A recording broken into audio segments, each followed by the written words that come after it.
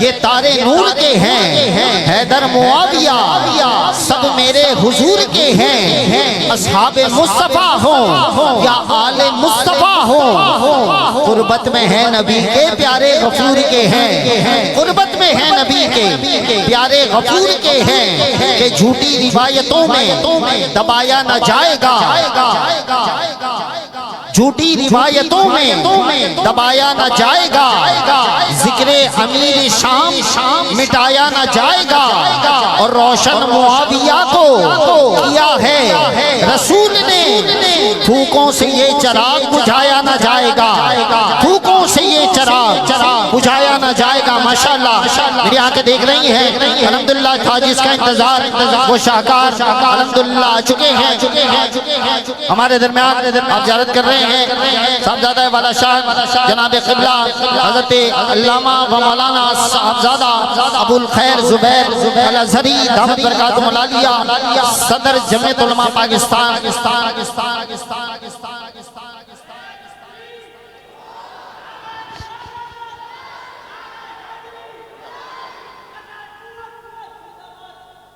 ماشاءاللہ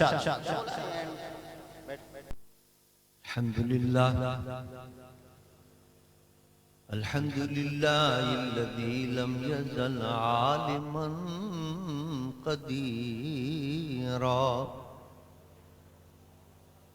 حيا قيوما سميعا بصيرا، والصلاة والسلام على رسوله أرسله بالحق بشيرا ونذيرا، وعلى آله وأصحابه كثيرا كثيرا، أما بعد، فأعوذ بالله من الشيطان الرجيم، بسم الله الرحمن الرحيم،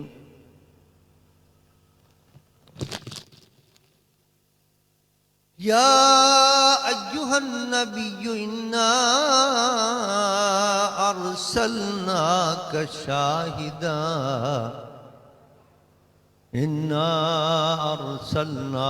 شاهدا ومبشرا ونذيرا، وداعيا إلى الله بإذنه وسراجا منيرا، صدق الله وصدق رسوله النبي الأمين الكريم، ونحن على ذلك لمن الشاهدين والشاكرين، والحمد لله رب العالمين، إن الله وملائكته يصلون على النبي، يا أيها الذين آمنوا عليه وسلموا تسليما۔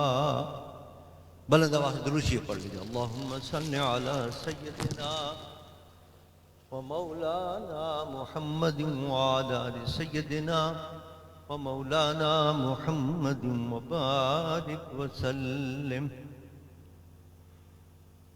الصلاة والسلام علیک یا رسول اللہ، الصلاة والسلام عليك يا حبيب الله، الصلاة والسلام عليك يا رحمة للعالمين، وعلى آلك وأصحابك يا شفيع المذنبين۔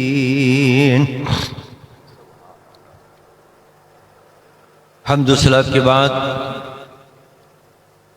مقتدر علماء کرام، میرے واجب الاحترام بزرگوں اور میرے عزیز دوستو،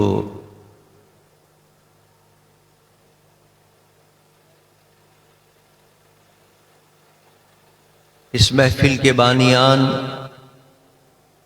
قابل مبارکباد ہیں جو ہر سال نہایت عقیدت اور احترام کے ساتھ اپنے آقا و مولا سرور دو جہاں صلی اللہ علیہ وسلم کی بارگاہ بے کس پناہ میں نذرانہ عقیدت پیش کرنے کے لیے یہ خوبصورت محفل سجاتے ہیں۔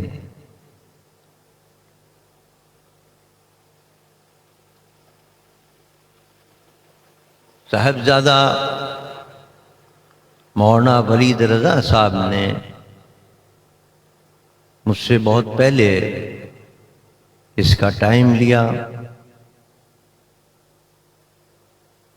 الحمدللہ میں اپنے وعدے کو وفا کرتے ہوئے آج اس محفل میں شرکت کی سعادت حاصل کر رہا ہوں۔ اللہ تعالیٰ میری حاضری بھی اور آپ سب کی حاضری قبول فرمائے، اور ان کے بڑوں کا سایہ، ان کے بڑے تشریف فرمائے، اللہ ان کو سایہ سلامت رکھے، اور ان کے آبا و اجداد کا فیض اللہ تعالیٰ قیامت تک جاری و ساری رکھے۔ حضرت محترم، آج کی اس محفل کا عنوان انہوں نے رکھا ہے شان رسول صلی اللہ علیہ وسلم کا۔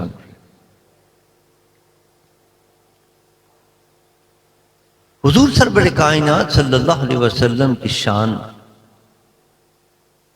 ہم اور آپ کیا بیان کر سکتے ہیں، اور کس کی ہمت ہے کہ جو ان کی شان کو کما حق ہو بیان کر سکے؟ اس لیے کہ وہ ذات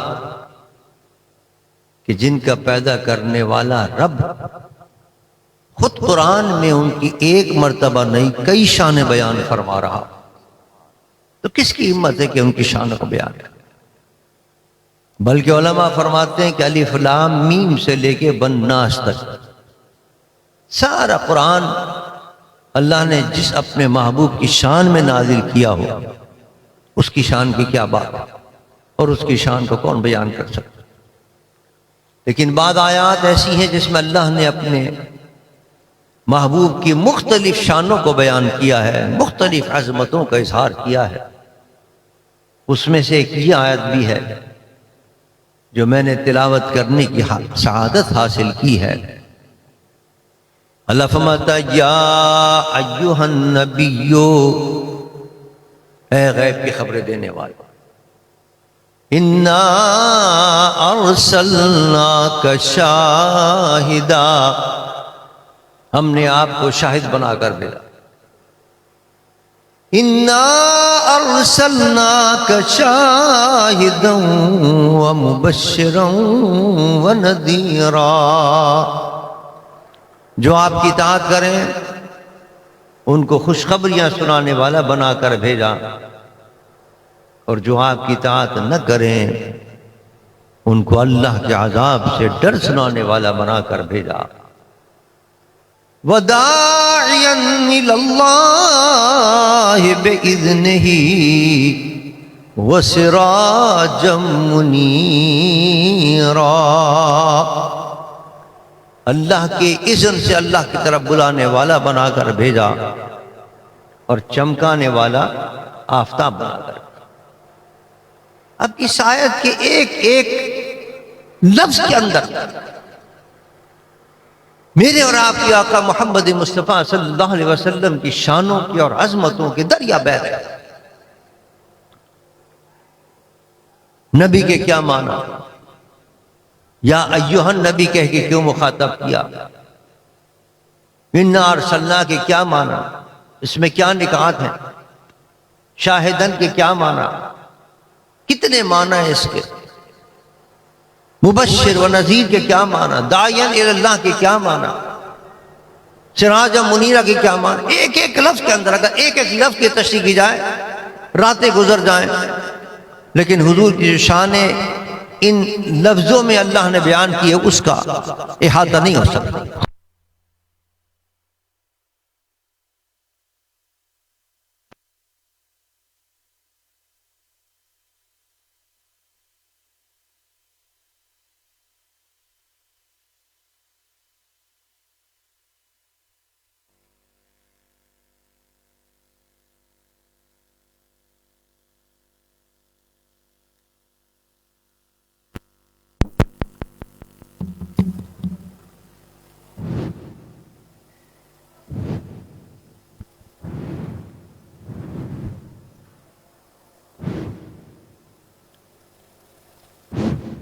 صلوا علی الحبیب.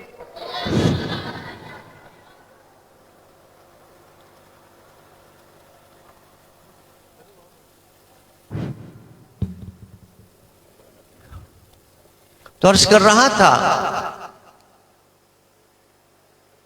کہ اس آیت کے ایک ایک لفظ میں حضور کی عظمت کے دریا بہ رہے ہیں. لیکن میری آج کی تقریر کا موضوع ہے شاہد. اللہ نے اپنے محبوب کو اس آیت میں شاہد فرمایا. اور شاہد کے کئی معنی آتے ہیں. عربی بڑی وسیع زبان ہے. اس میں ایک ایک لفظ کے کئی معنی آتے ہیں. تو یہاں جو اللہ نے اپنے محبوب کو شاہد فرمایا، شاہد کے بھی کئی معنی ہیں. شاہد کے معنی گواہ کے بھی آتے ہیں. جب شادی ہوتی ہے تو کہتے ہیں صاحب شاہد کو تو لاؤ، گواہ کو لاؤ. شاہد کے معنی گواہ کے بھی آتے ہیں. اردو میں بھی الگ مستعمل ہوتا ہے، عربی کا لفظ ہے. شاہد کے معنی عربی کے اندر حاضر کے بھی ہوتے ہیں. اور شاہد کے معنی عربی کے اندر محبوب کے بھی ہوتے ہیں. اب اگر گواہ کے معنی کیے جائیں تو اس کے بھی ایک نرالے معنی ہے. حاضر کے معنی کیے جائیں تو اس کے بھی ایک نرالے معنی ہے. لیکن میں آج گفتگو کروں گا کہ شاہد کے معنی محبوب کے آتے ہیں. اس کے معنی یہ بنے، اگر یہ معنی لیے جائیں انا ارسلناک شاہدا، اے نبی ہم نے آپ کو محبوب بنا کر بھیجا. اب یہاں سوال پیدا ہوتا ہے کہ یہاں تو حضور کے امتیازی خصوصیات کا ذکر ہو رہا ہے،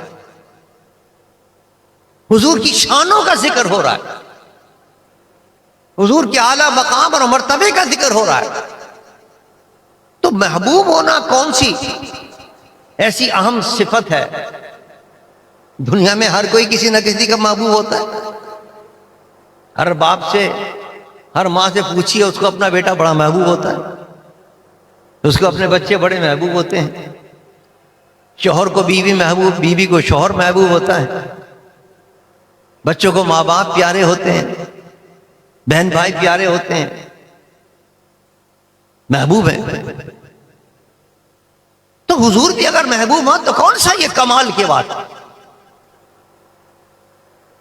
عزیزان ایمان نہیں. دنیا میں بہت سے محبوب ہوئے،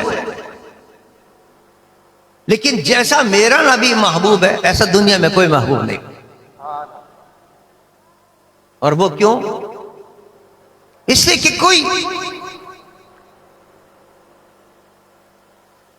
اپنے باپ کا محبوب ہے، کوئی اپنے بچوں کا محبوب ہے، کوئی اپنے بہن بھائی کا محبوب ہے، کوئی زیادہ سے زیادہ اپنے گلی کوچوں والوں کا محبوب ہے.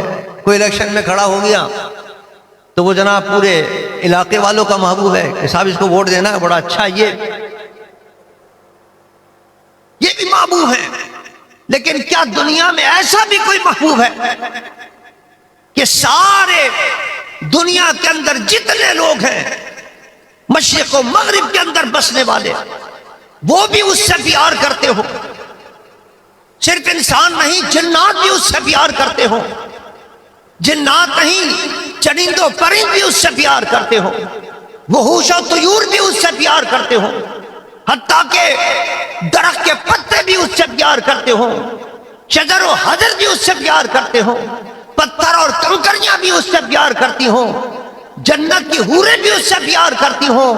ساری کائنات جس سے پیار کرتی ہو، وہ کائنات میں کوئی نہیں، صرف میرے آپ کا آقا محمد مصطفیٰ کی ذات گرامی. کوئی نعرے لگانے والا نہیں ہے یہاں. اتنی بڑی محفل سجی بھی ہے، ہمارے اہل سنت کا شعار ہے، ذرا نعرہ تو لگائیے. نعرہ تکبیر، نعرہ رسالت، یہ اہل سنت کا شعار ہے ہماری محفلوں کا. گمسم بیٹھے رہیں گے آپ، پتہ چلے گا میں کسی قبرستان کے اندر تقریر کر رہا ہوں. حالانکہ ماشاءاللہ سب یہاں زندہ لوگ ہیں اور زندہ دل لوگ ہیں، حضور کی محبت رکھ کے بیٹھے ہیں. تو بتائیے کہ ہم یہاں اہل سنت کے اجتماع میں بیٹھے، حضور کا ذکر سن رہے ہیں، محبت سے بیٹھے، گمسم ہو کے نہ بیٹھے.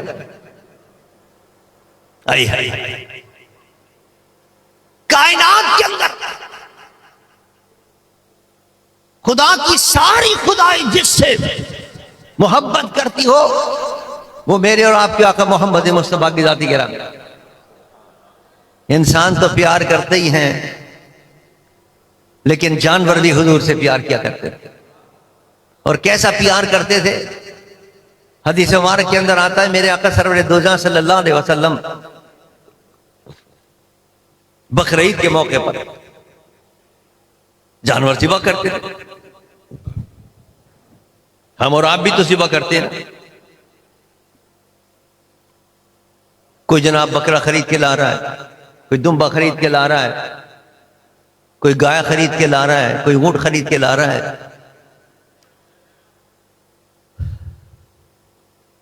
اور وہ بھی سوچتے ہیں کہ پہلے ہم بکرا لاتے تھے، سستا ملتا تھا، بڑا مہنگا ہو گیا ہے، چلو گائے میں حصہ لے لو.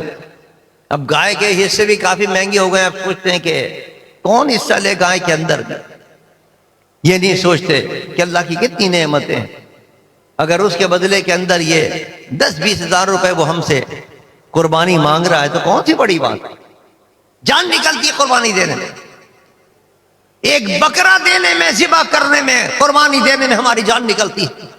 اور میرے آقا سرور درجہ ساسن ایک بکرا نہیں، اس زمانے کی سب سے قیمتی چیز اونٹ شمار ہوتے تھے.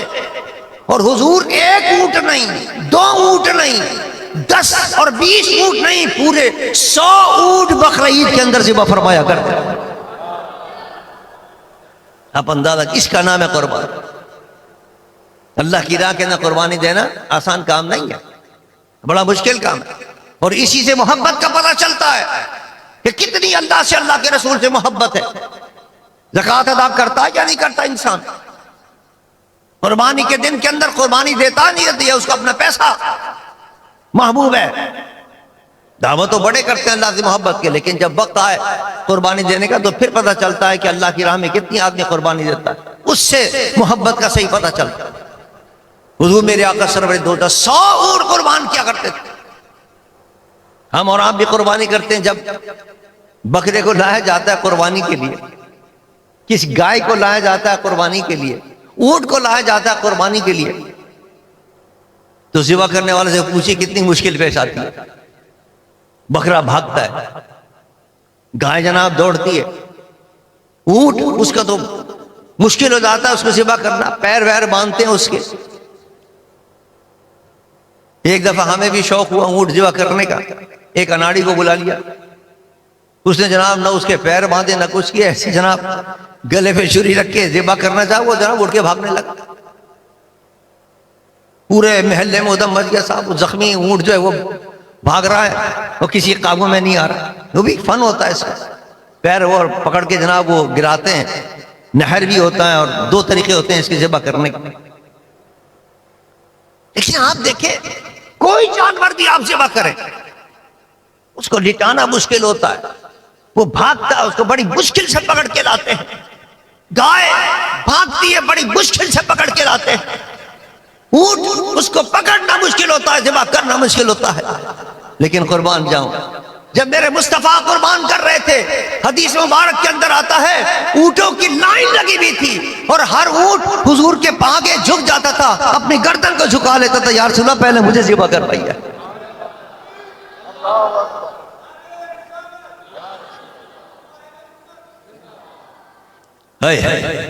قربان کرنا اپنی جان کو، وہ بھی جانور کو بھی اللہ نے اتنی محبت دی تھی کہ یہ میرا محبوب آقا ہے، اس کے قدموں پر میری جان قربان ہو جائے. نہ شود نصیب دشمن کہ شبد ہلاک تیغت. فارسی کا مثل مشہور. نہ شود نصیب دشمن کہ شبد ہلاک تیغت، سر دوستاں سلامت کہ تو خنجر آزمائی. سر دوستاں سلامت کہ تو خنجر آزمائی. دوست اپنے گردنوں کو پیش کرتے ہیں کہ محبوب کے قدموں کے اندر دشمن نہیں، دوستوں کے سر جو ہیں وہ قربان ہو جائیں. محبوب کے قدموں کے اندر. جانور کو بھی پتا تھا, اونٹ کو بھی پتا تھا یہ میرے آقا ہے, اس کے دل میں بھی اللہ نے حضور کی محبت رکھی. اور حدیث میں آتا ہے صرف یہ نہیں کہ ایک اونٹ آ گیا اس نے اپنی گردن جھکا دی, نہیں, حدیث میں آتا دوسرا اس سے آگے بڑھتا تھا, تیسرا اس سے آگے بڑھتا تھا, وہ کہتا تھا نہیں پہلے اپنے نبی کے قدموں پر میں قربانی پیش کروں گا, دوسرا اونٹ کہتا تھا نہیں پہلے میں قربانی پیش کروں گا. ایک دوسرے اونٹوں کے درمیان مقابلہ ہوتا تھا کہ اپنے محبوب آقا کے قدموں پر پہلے کون قربانی پیش کرتا. آپ اندازہ کیجئے کہ جانوروں میں اتنی محبت ہے, کوئی دنیا میں ایسا محبوب ہوا ہے. اس لیے اللہ نے فرمایا اِنَّا أَرْسَلْنَاكَ شَاهِدًا وَمُبَشِّرًا وَنَذِيرًا. ہم نے اپنے محبوب کو ایسا محبوب بنا کر بھیجا, کائنات میں جو جو چیز ہم نے پیدا کی ہیں سب اس سے محبت کرتے ہیں. اور یہ تو جانور ہے, پھر بھی اس میں جان تو ہے نا. لیکن میرے آقا کی شان تو یہ ہے کہ پتھر بھی میرے اصطفیٰ سے محبت کرتے. حضور فرماتے احد یحبنا ونحبہ. یہ جو پہاڑ تو میں نظر آ رہا ہے نا مدینہ منورہ کے, بڑا احد کا پہاڑ نظر آتا ہے. جن کو مدینہ منورہ میں جانے کی سعادت حاصل ہوئی ان سے پوچھئے, سامنے پہاڑ احد کا نظر آتا ہے. میرے آقا نے فرمایا یہ پورا احد کا پہاڑ ہم سے محبت کرتا ہے, ہم اس سے محبت کرتے ہیں. پہاڑ پتھر جس کے اندر چٹانیں ہیں, بے جان چیز ہے, وہ بھی حضور سے محبت کرتے. اور حضور نے فرمایا میں اس پتھر کو بھی جانتا ہوں. جب میں مکے میں تھا نا, اور جب میں گزرا کرتا تھا تو وہ مجھ پر سلام بھیجا کرتا تھا, الصلاۃ والسلام علیک یا رسول اللہ وعلی آلک واصحابک یا حبیب اللہ. آپ دیکھیے مکے کے اندر پتہ نہیں کتنے پتھر ہوں گے, قابل غور بات ہے. کتنے لوگ ہوں گے, کتنے پتھر ہوں گے, کتنے درخت ہوں گے, لیکن میرے مصطفیٰ کو وہ پتھر یاد رہا جو میرے مصطفیٰ پر درود بھیجا کرتا تھا. پتہ چلا کہ جو میرے آقا پر درود بھیجتا ہے پتھر بھی ہو تو حضور اس کو یاد رکھتے ہیں. ہم اور آپ حضور پر درود بھیجیں گے, حضور ہمیں یاد نہیں رکھیں گے؟ یاد رکھیں گے. میرے مصطفیٰ نے خود فرمایا کہ قیامت کے ہولناک مناظر کے اندر کوئی چاہتا ہے میرا قرب حاصل کرے تو زیادہ مجھ پر درود بھیجا کرے, جتنا زیادہ درود بھیجے گا اتنا زیادہ میرا قرب ملے گا اسے. اور ظاہر ہے حشر کے میدان کے اندر تو ہمیں زیادہ ضرورت ہوگی نا حضور کی, وہاں تو نفسی نفسی ہوگی. رب کائنات اپنے پورے جلال میں ہوگا, کسی کی ہمت نہیں ہوگی, حتیٰ کہ انبیاء کے پاس جائے گی پوری مخلوق. انبیاء بھی کہہ دیں گے ہلم الی غیری, کہیں اور جاؤ بھائی, دیکھ نہیں رہے رب کا کیسا جلال ہے. جس نبی کے پاس جائیں گے وہ کسی اور نبی کے پاس, وہ نبی کسی اور نبی کے پاس بھیج دے گا. اور جب میرے آقا کے پاس ساری مخلوق آئے گی, حضور فرمائیں گے اب تک کہاں پھرتے رہے, اس کام کے لیے تو اللہ نے مجھے بنایا تھا. اور حضور پھر اپنی امت کی شفاعت فرمائیں گے. اب ایسے ماحول کے اندر آپ اندازہ کریں, یہاں کسی مجمع اور جلسے میں 40-50 ہزار آدمی جمع ہو جائیں تو کسی کا ڈھونڈنا مشکل ہو جاتا ہے. اعلان ہوتا ہے صاحب فلاں صاحب جو ہیں وہ جہاں بھی کہیں وہ آ جائیں, اسٹیج پہ آ جائیں, وہ مل نہیں رہے, ان کے لوگ ڈھونڈتے پھر رہے ہیں ان کو. 15-20 ہزار کے مجمع میں آدمی نہیں ملتا تو ذرا اندازہ تو کرو جہاں اولین و آخرین جمع ہوں گے. دنیا جب سے بنی ہے اس وقت سے لے کے قیامت تک, اور صرف ایک شہر کے نہیں, ایک گاؤں کے نہیں, ایک علاقے کے نہیں, پوری دنیا کے لوگ, ایک وقت کے نہیں, قیامت تک آنے والے جتنے لوگ گزرے ہیں اور گزر رہے ہیں قیامت تک وہ سب یکجا ہوں گے. اس مجمع کے اندر میرے مصطفیٰ کو تلاش کرنا کتنا مشکل کام ہو, لیکن حضور نے اس کا طریقہ بتا دیا. فرمایا درود زیادہ پڑھا کرو, سب سے زیادہ میرے قریب وہی ہوگا جو سب سے زیادہ درود پڑھنے والا ہوگا.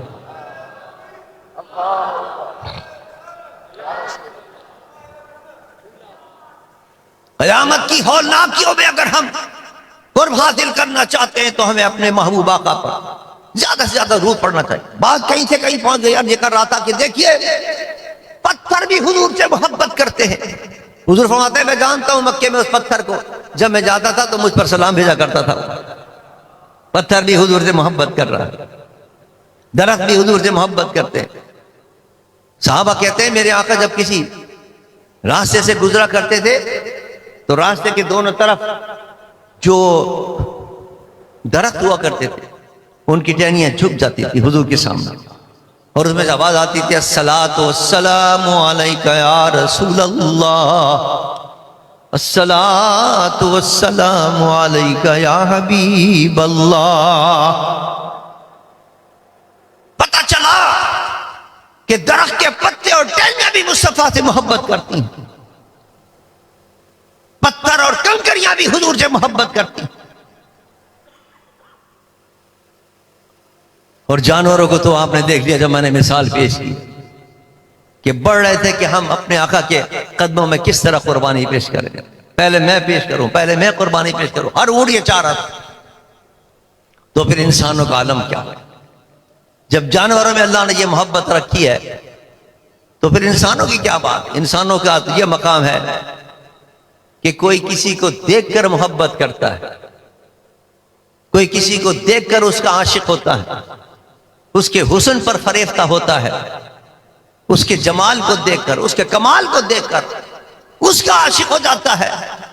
لیکن یہ کیسا معشوق ہے کہ قیامت تک آنے والی امت مصطفیٰ جس نے صرف نبی کا نام سنا ہے، نبی کو دیکھا نہیں ہے، لیکن ایسے عاشق ہیں کہ مصطفیٰ کے نام پر اپنی جانوں کو قربان کر. غزہ میں دیکھیے، فلسطین میں دیکھیے، لبنان کے اندر دیکھیے، یمن کے اندر دیکھیے، کشمیر میں دیکھیے، ہندوستان میں دیکھیے، کیسے کیسے ظلم کے پہاڑ توڑے جا رہے ہیں. کوئی مسلمان اگر گوشت لے کے بھی جاتا ہے مارتے ہیں اس کو. ہماری گو ماتا گوشت لے کے جا رہا ہے، کہتے کلمہ پڑھنا چھوڑو، وہ کہتا نہیں جان نکال دو لیکن کلمہ پڑھنا نہیں چھوڑوں گا. نبی کا نام لینا چھوڑ دو، نہیں. جو اللہ نے عشق دیا تھا حضرت بلال رضی اللہ تعالیٰ عنہ کو، وہ عشق کا فیض قیامت تک جاری ہے امت مصطفیٰ کے دلوں کے اندر. حضور کی امت کے غلام جو ہیں وہ اپنے آقا کے نام پر اپنی جانوں کو قربان کر رہے ہیں. اور اللہ نے اپنا وعدہ، اللہ کا سچا ہے کہ جو نبی کے نام پر جانے دیتے ہیں، جو اسلام کے نام پر جانے دیتے ہیں، جو جہاد کرتے ہیں کفار سے، اللہ تعالیٰ ان کو فتح و نصرت عطا فرماتا ہے، اللہ ان کو کامیابیاں عطا فرماتا ہے. ابھی یہ 3-4 روز پہلے غزہ کے اندر معاہدہ ہوا ہے، اسرائیل نے معاہدہ کیا ہے. وہ اسرائیل جو کل تک کہہ رہا تھا نہیں میں ان کو تباہ کر کے رہوں گا، حماس کے لوگوں کو مٹا کر رہوں گا، 15 مہینے سے آگ اور بارود کی بارشیں برس رہی ہیں، ایٹم بم سے زیادہ وہاں تباہی مچا دی ان لوگوں نے، ظالموں نے. وہ سمجھ رہے تھے کہ اب ختم ہو چکے ہوں گے حماس والے، لیکن انہی حماس والوں سے معاہدہ کرتے ہیں. اور معاہدوں کی شک ہے کہ جہاں جہاں تم نے قبضہ کیا وہاں سے واپس چلے جاؤ. اسرائیلی فوجیں واپس جا رہی ہیں وہاں سے.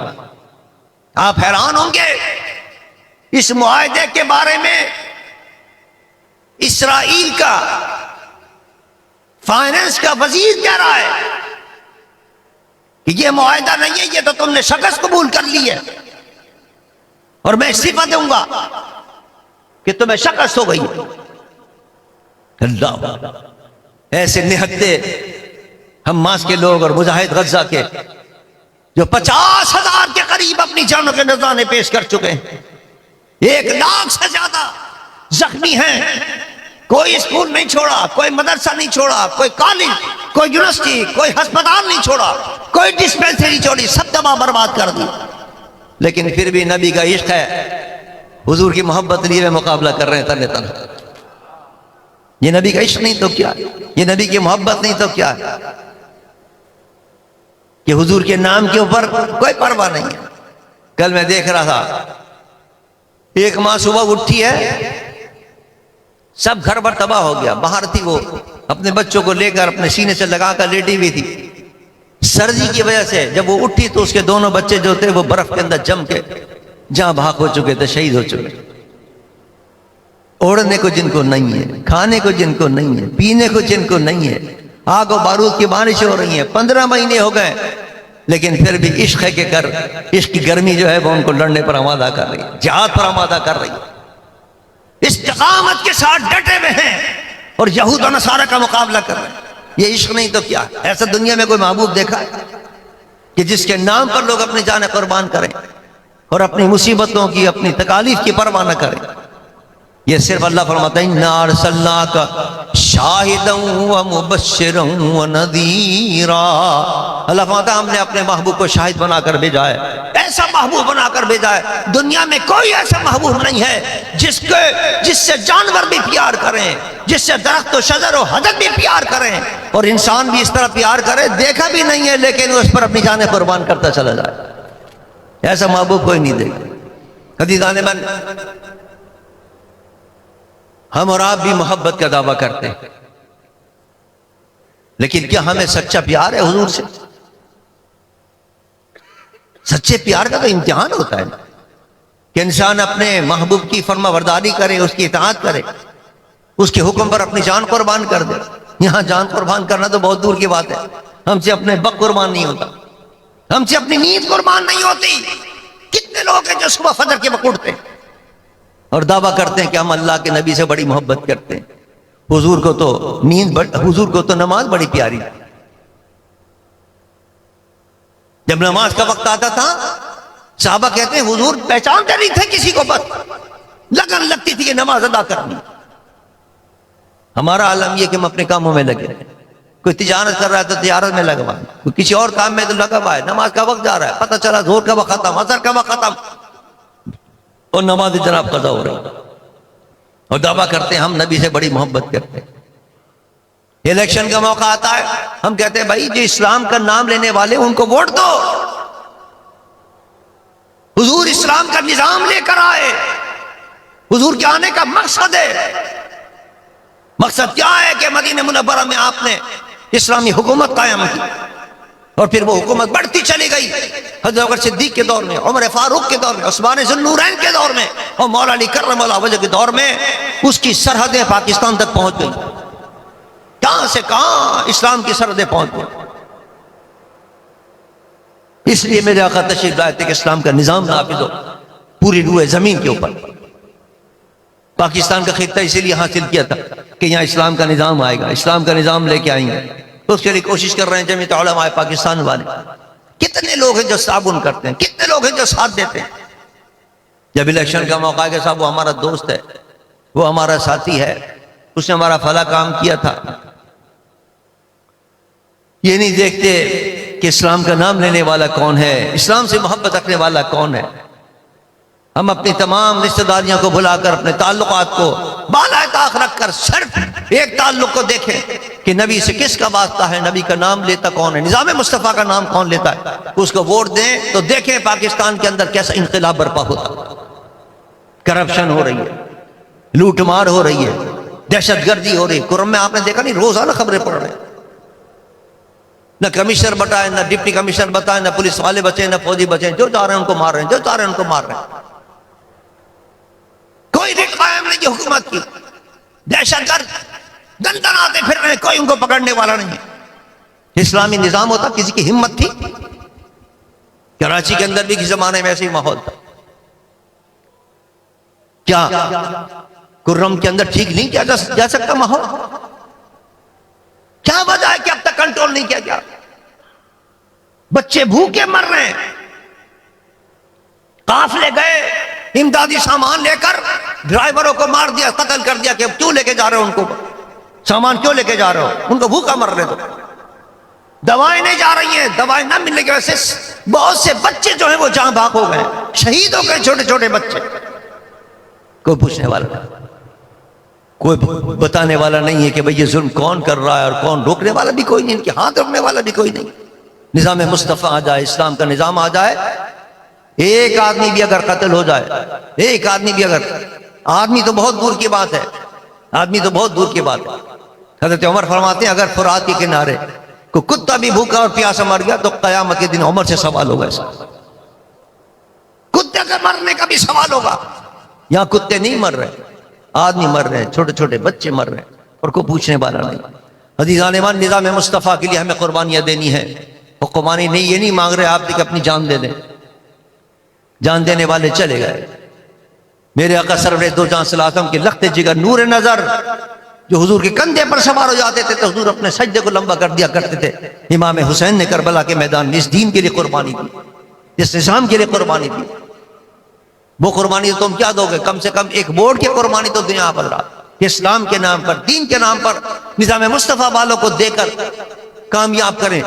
اسی کراچی کے اندر آپ نے قائد ملت اسلامی علامہ شاہ نورانی کو کامیاب کر کے اسمبلی میں پہنچایا، کتنا بڑا کارنامہ انجام دیا ہے کہ قادیان کو غیر مسلم اقلیت قرار دلوایا۔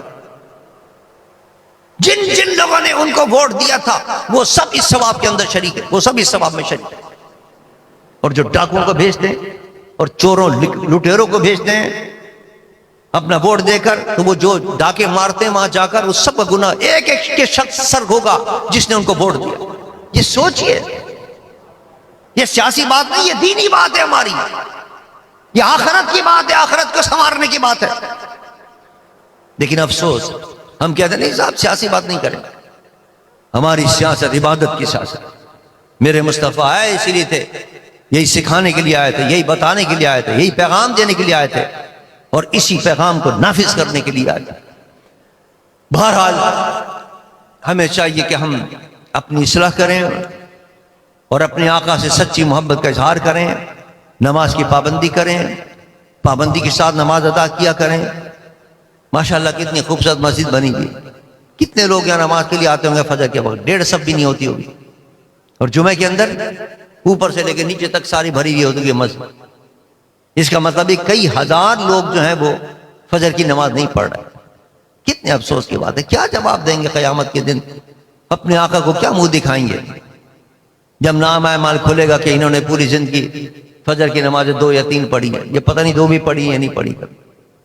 خدا را اپنے آقا کو ناراض نہ کرو نمازیں چھوڑ کر، زکوٰۃ نہ دے کر، جن پر حج فرض ہو گیا وہ حج نہ کر کے، قربانیاں نہ دے کر، قربانی کے مہینے کے اندر، بقرعید کے اندر، رمضان کے اندر روزے نہ رکھ کر اپنے آقا کو ناراض نہ کرو۔ جن چیزوں سے منع کیا ہے ان کو اختیار کر کے فحاشی، عریانی، بدکاری، جھوٹ، غیبت، تہمت، یہ سب حرام کام ہے جو میرے مصطفیٰ نے منع فرمایا، اس پر عذاب ہوگا۔